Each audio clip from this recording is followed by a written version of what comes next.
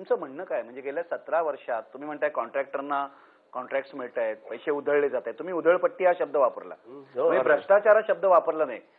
उधळपट्टी झाली आहे की भ्रष्टाचार झालाय? पण उधळपट्टीतनच भ्रष्टाचार होतो ना. तुम्ही ज्यावेळेला सगळे उधळायला लागता ह्या सगळ्या गोष्टी, जे लोकांना कळत नाही कुठे चाललेत पैसे. मला परवा दिवशी कळलं मुंबईकर फक्त, तसंच ठाणेकर, नाशिककर, पुणेकर, आता हे प्रत्येक ठिकाणचं आहे, पण त्यातलं मी तुम्हाला मुंबईचं उदाहरण देतो. मुंबईकर दिवसाला मुंबई महानगरपालिकेला कर स्वरूपात 38 कोटी रुपये देतो दिवसाला. काढा महिन्याचे, काढा वर्षाचे, त्याच्या मोबदल्यात तुम्हाला काय मिळतं? आणि याला मुंबई महानगरपालिका आणि राज्य सरकार दोघेही तितकेच जबाबदार. हे आता मुंबईमध्ये स्कायवॉक बांधून ठेवलेत, बरोबर ना? ह्या स्कायवॉक कशासाठी बांधले? म्हणजे खाली जी इलिगल स्ट्रक्चर, अनधिकृत बांधकामं जी फुटपाथवरती झाली आहेत ती तुम्हाला काढता येत नाहीत म्हणून तुम्ही स्कायवॉक बांधलेत. म्हणजे एका अर्थाने तुम्ही शरणागती पत्करलीत की आम्हाला हे आता काढता येत नाही आणि आता मी स्कायवॉक बांधतो. आजही कुठच्याही स्कायवॉक वरती जाऊन बघा, कोण चालताना दिसतं तुम्हाला, कोण फिरताना दिसतं? करोडो रुपये नुसते वेस्ट गेले. म्हणजे खालून ही मुळात ही बांधकामं ज्यावेळेला बांधली गेली त्यावेळेला वॉर्ड ऑफिसर्स काय करत होते? राजकीय पक्षाने हे प्रश्न का नाही विचारले? बेहरामपाड्यामध्ये 4-4 मजल्याच्या झोपड्या उभ्या राहतात, काय करत होते वॉर्ड ऑफिसर? काय करत होती राजकीय पक्षाची मंडळी? म्हणजे आपण एकेकाळी म्हणायचो की धारावी ही आशियातली सगळ्यात मोठी झोपडपट्टी. अशा 4-5 झोपडपट्ट्या झाल्यात मुंबईमध्ये. कोणी वाढवल्या? कशा वाढल्या? तुमच्या डोळ्या देखत वाढल्या त्या? एका तरी वॉर्ड ऑफिसरवरती आतापर्यंत कारवाई झाली का? का नाही होत? रस्ते खराब. तुमचं म्हणणं काय? 17 वर्षात फक्त भ्रष्टाचार झालाय? अहो मग मला जरा काम दाखवा ना. माझं काय म्हणणं आहे?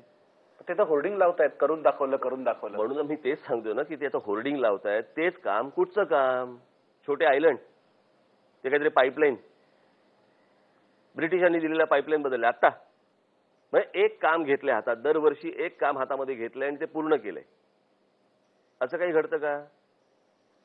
हे तुमचे पेवर ब्लॉकवाले, हे करणारे कोण? ते तुमचे शिर्के आणि तो तुमचे गोयंका आता आतमध्ये होते नाही का ते. एक इथे प्रभादेवीला रस्ता आहे, इतका चमत्कारिक रस्ता मी आजपर्यंत पाहिलेला नाही. एकच रस्ता आहे, 2 रस्ते पण नाही, एक रस्ता. 1/3 पार्ट डांबरी, 1/3 पार्ट कॉन्क्रीट आणि 1/3 पार्ट हा पेवर ब्लॉकचा, असा रस्ता असतो काय? आणि मग ह्या सगळ्या गोष्टींमध्ये मग राज्य सरकारने सांगायचं हे महानगरपालिकेची चूक आहे, महानगरपालिकेने सांगायचं हे MMRDAची चूक आहे. म्हणजे लोकांना गुंतवून ठेवायचं की लोकांना कळतच नाही की हे मग नक्की चूक कोणाची, नक्की चूक कोणाची, कोणालाच काही कळत नाही. चूक यांचीच.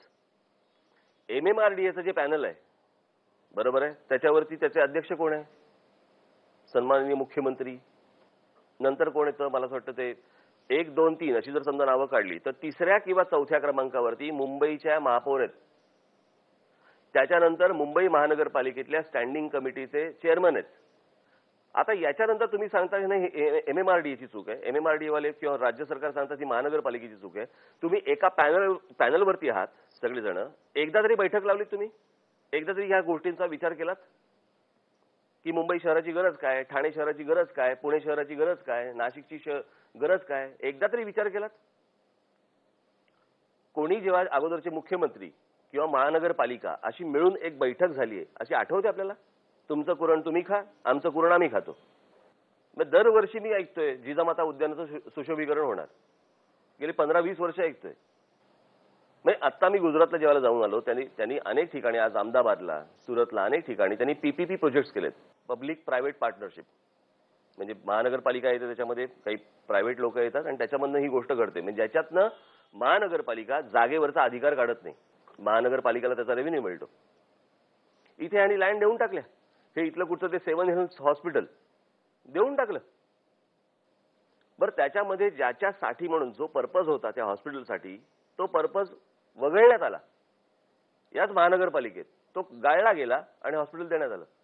तुम्हाला असं वाटतं महापालिकेतल्या भ्रष्टाचाराला उद्धव ठाकरे जबाबदार आहेत? सगळेच जबाबदार आहेत. माझं असं म्हणणं आहे, शेवटी जबाबदारी कोणाची?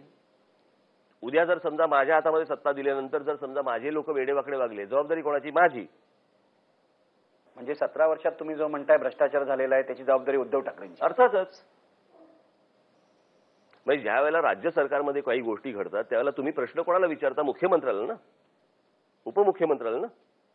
किंवा पक्षामध्ये एखादी गोष्ट ज्यावेळेला घडते त्यावेळेला तुम्ही प्रश्न कोणाला विचारता?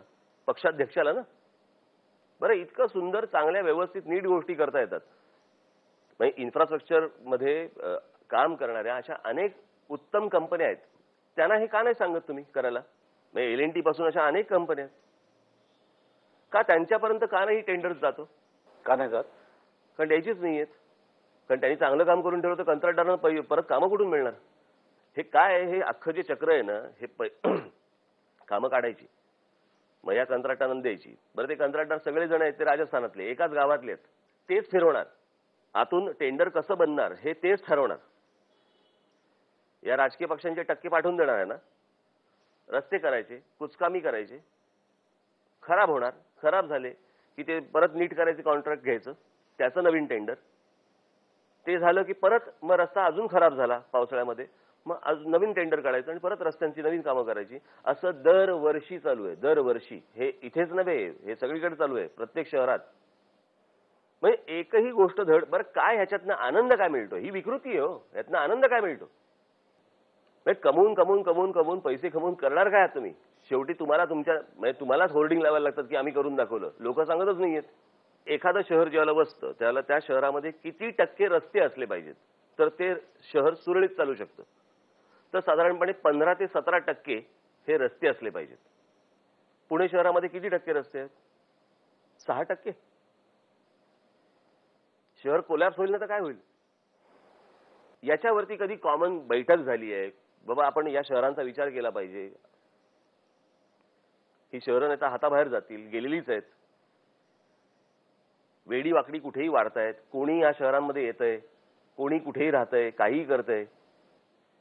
राजकीय मतभेद एका बाजूला, परंतु या शहरांच्या विकासासाठी म्हणून राजकीय पक्ष कधीतरी एकत्र येऊन एका बैठकीत बसलेत की बाबा हे प्रॉब्लेम्स आहेत, हे सॉल्व्ह कसे करायचे, काय राज्य सरकार काय मदत करणार, महानगरपालिकेकडनं काय पाहिजे, पोलीस खात्याकडनं काय पाहिजे. तुम्ही काय सुचवताय? काँग्रेस, एनसीपी, शिवसेना, बीजेपी कोणताही पक्ष शहर विकासाच्या बाबतीत गंभीर नाहीये?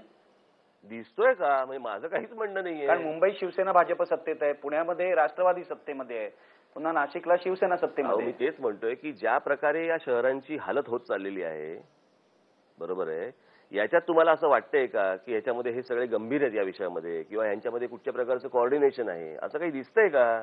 त्यांचा दावा असा आहे की मुंबई महापालिकेचं बजेट 21,000 कोटीचं आहे. यापैकी 65% रक्कम ही पगारावर खर्च होते. आमच्या वाट्याला फारसं काही येत नाही, आम्ही करणार तरी काय? बरोबर ना. म्हणजे इकडे म्युझियम बनवताना सुब्रतराव घेताना बरोबर सहारावाले त्यांचे पैसे चालतात ना. इथे तुम्हाला इथे कमान करता तुम्ही, ते स्वामीनारायणवाले चालतात ना, त्यांचे पैसे चालतात ना. असे असंख्य लोक आहेत जे पैसे टाकायला तयार आहेत, पैसे द्यायला तयार आहेत. वर 21,000 कोटीचं बजेट असलं, त्यातलं जर समजा आपण 60% जर बाजूला काढले, बरोबर आहे, तर साधारणपणे किती हातामध्ये राहतात? एक 7-8 कोटी राहतात. 8 कोटी राहतील. 8,000 कोटी राहतात. 8,000 कोटी. 8,000 कोटी राहतात. आता 8,000 कोटी आणि गेल्या 5 वर्षामध्ये म्हणजे साधारणपणे 41,000 कोटीचे होते तुमच्याकडे. मला 40,000 कोटी रुपये दाखवा मला आता. हे प्रत्येक वेळेला सांगायचं की प्रशासनावरती खर्च होतात. अरे पण तुमच्या हातात राहतात, त्याचं काय करायचं? तुमचा असा प्रश्न आहे, 40,000 कोटी रुपये गेल्या 5 वर्षात गेले कुठे? कुठे गेले? कुठे गेले हेच मी तुम्हाला विचारतो. मला काय माहिती. जर तुम्हाला शहरात दिसत नाही तर खिशात गेले, राजकीय पक्षांच्या आणि कंत्राटदारांच्या खिशात गेले. असंच बघायला लागेल ना आपल्याला. अजून कसं बघणार त्याच्याकडे? कुलाबा ते माहीम, बरोबर आहे.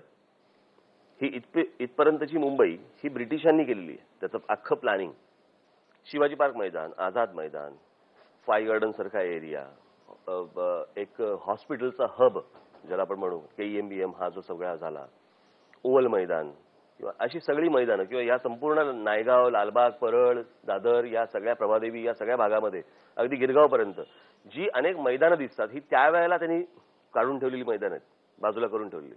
आता आपण माहीम कॉजवेवरून दहिसरपर्यंत जाऊ आणि माहीम सायनपासून आपण मुलुंडपर्यंत जाऊ. दाखवा मैदान. ज्या जागा होत्या त्या प्रायव्हेट तुम्ही तिथे क्लब्स केले स्वतःचे. संध्याकाळी लोकांनी बाहेर पडल्यावरती त्यांना सहज फिरता येईल अशा कुठच्या जागा ठेवल्यात तुम्ही उपनगरात?